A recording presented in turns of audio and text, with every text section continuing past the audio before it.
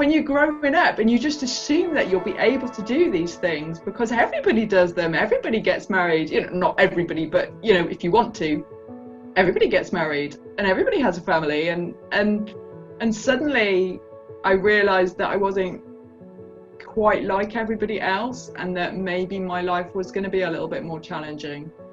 And that was hard. We can't quite do what we want to do and what other people can do because of who we are.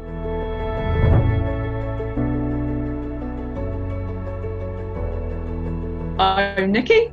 I'm Anna. And we met in 2008. We started dating in 2009 and got civil partnership in 2011. So I, on a whim, went to a lesbian literary festival in York, and it was a mega drive. And I walk into this festival.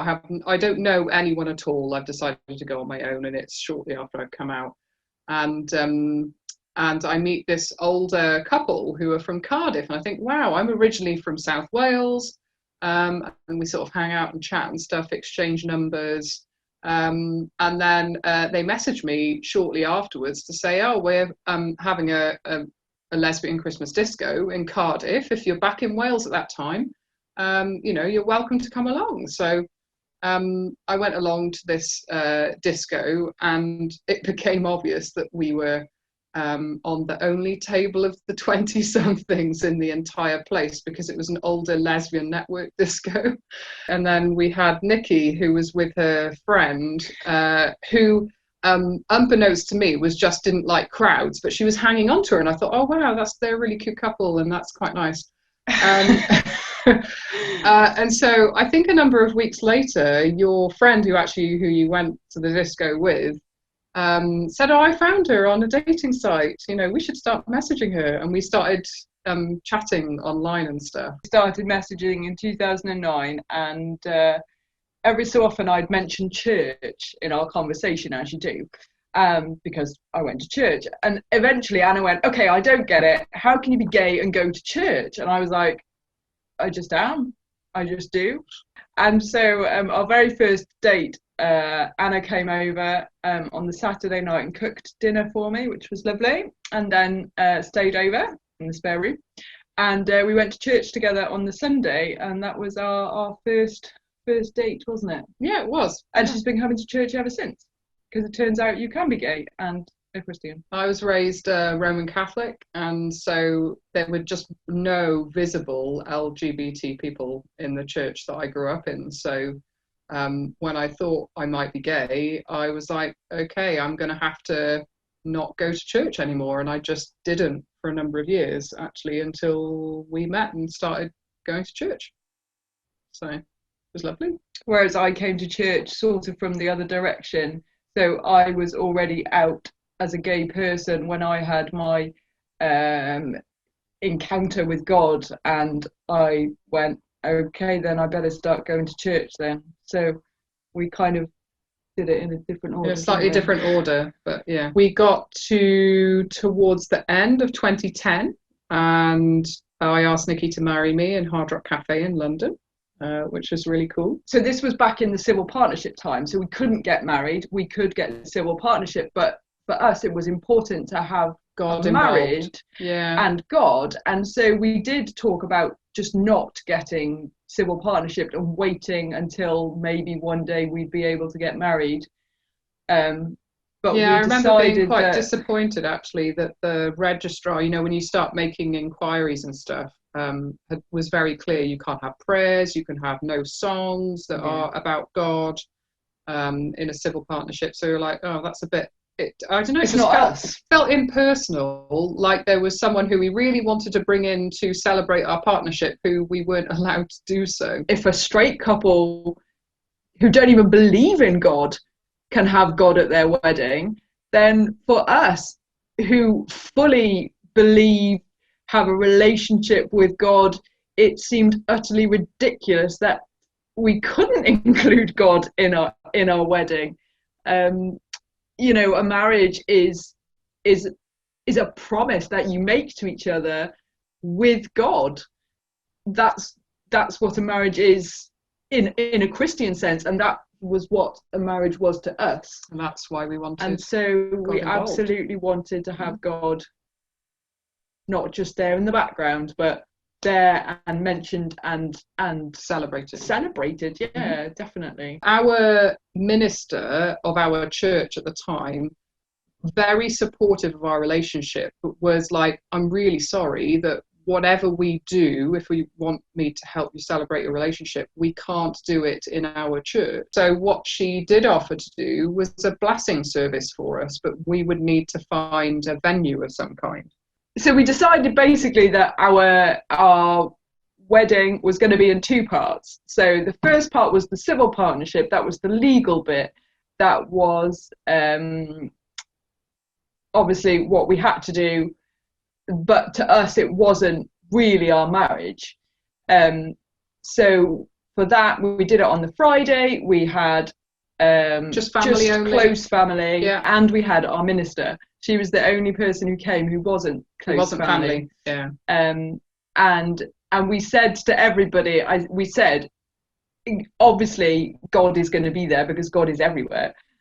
So however much they try and tell us we can't include God in the service, they can't actually cut him out. And then the next day, the Saturday, which is the anniversary we celebrate, biggest anniversary we celebrate. Obviously you can celebrate them all, right?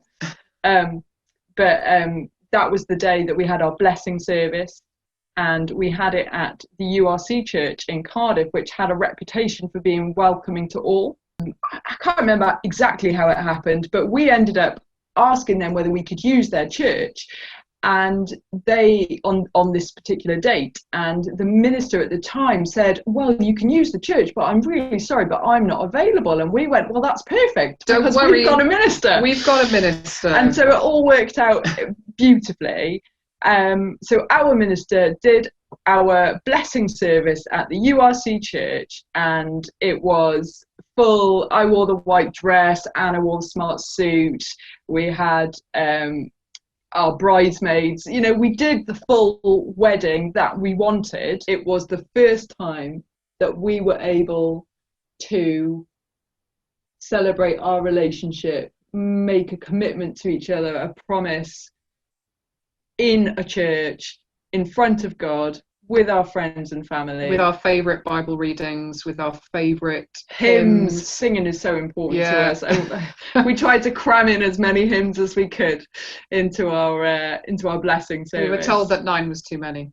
So fast forward a little bit, and at this point we're civil partnership but not married. We go to the United States for my work, and all of a sudden civil partnership's not recognised in American law. They don't really know what it is. They have no idea. And it turned out that we left too late for the same-sex marriage bill to include the section. So they changed the law to allow gay marriage. Yeah. They hadn't yet brought in the process to convert a civil partnership to a marriage, which now obviously you can do. If you're civil partnership, you do the conversion ceremony, it backdates your marriage to the day that you were civil partnership. But because we moved to the States in that interim period, we were sort of too early to do the conversion ceremony. And I was 20 weeks pregnant with our first child when we moved to America.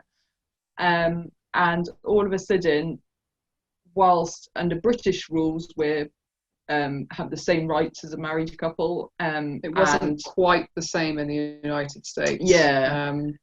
And we suddenly realised that I was going to give birth and Anna wasn't going to be on the birth certificate. Yeah, that was not particularly great. But the thing that worked in our favour was all of a sudden, 3 weeks before our first son was born, Barack Obama declared that enough states had said that same-sex marriage is legal, so it's now legal everywhere in the United States. So we immediately rushed out and got a license to be married, and actually still married in the same month that we married in the United Kingdom. We married in October again, 4 years, 3 years. 3 years later. 3 years later. 2014. So 3 years later than we'd originally got civil partnership and then married the following day.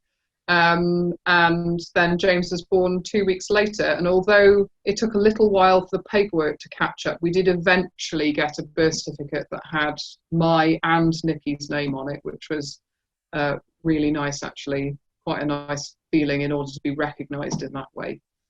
But that wedding was a bit of a whirlwind wedding. So they changed the law on the Monday. Yep, Monday. And I remember we had this conversation that went, we should get married. And we should do it now, because I don't know when our child's going to arrive. And so we literally went straight down to the courthouse and said to them, look, can we get married? We're civil partnershiped. And they said, well, are you married? And we said, well, no, we're not married. And they said, yeah, you can get married.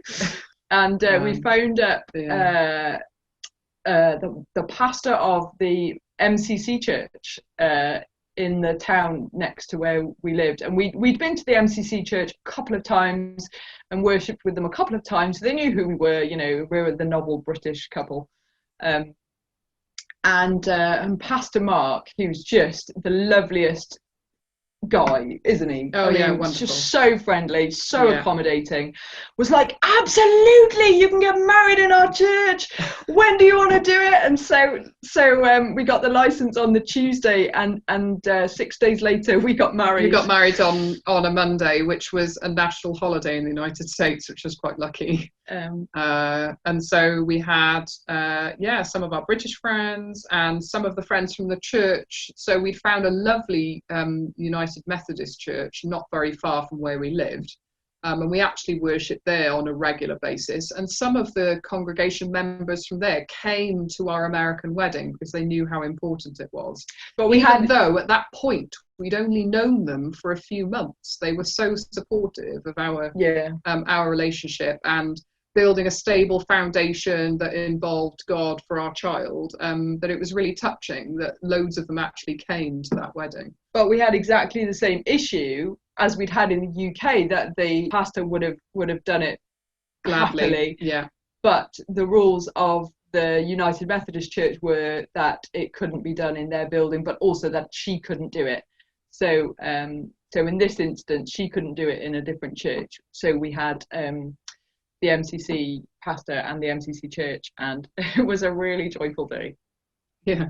But it was lovely. So we are officially civil partnership, blessed and married. I'd say we're thrice married. When I came out as gay, or realised to myself that I was gay, that there were two things that I was really gutted about. And one was that I wouldn't be able to get married and change my surname. That sounds really bad. I love my family. I've just never liked my surname. And the other was that I wouldn't be able to have children. And I've done both of them. Unashamedly. Yeah, and I guess for me, my divergent path from God, because I just went, okay, fine, I won't have a relationship with him. I decided I won't have a relationship with you then if who I am is not accepted within the church. For us being able to get married and include God in that felt like a sort of closure from that divergence that I had in my younger life, which was really, really nice. Do you know what? I was remembering one thing your mum said to me. So Anna's mum is Catholic. She still goes to Catholic church, and she's absolutely fully supportive of our relationship, has always welcomed me absolutely into the family. Could not be a more lovely mother-in-law. So if she's watching, but I remember she said to me when the church was really campaigning against gay marriage being allowed, she went to her normal Sunday service, and the priest had said, I want everybody to sign something or to make sure that they go away and sign the campaign against gay marriage, basically. And he read out what marriage was, and she said to me, I sat there and I listened to it, and everything he listed was there in your and Anna's relationship. And that was really touching, apart from the man and the woman thing, but everything else she said that made a marriage in the eyes of the Catholic Church was our relationship. And she said there's no way that she could sign something against that, because what we had was a marriage. We're just two women.